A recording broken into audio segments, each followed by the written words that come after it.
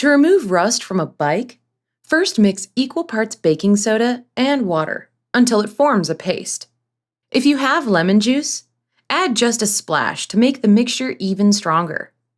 Apply the paste to the rust and let it sit for 15 minutes. Then use a scrub pad or steel wool to scrub off the rust under the baking soda. Let the baking soda sit for 10 more minutes. Then rinse off and dry your bike. Another option is to pour white vinegar into a spray bottle and liberally coat the rust with it.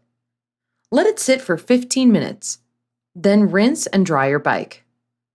For really stubborn rust, you may need to use a chemical rust remover. Make sure you wear protective gloves and glasses and follow the instructions on the container. To prevent your bike from getting rusty again, store it indoors if possible, since rain, snow, and exposure to the elements cause rust over time. If you have to store it outdoors, keep it in a dry area or hang a tarp above it to protect it from getting wet. Applying lubricant to the seals and chain can also help prevent rust.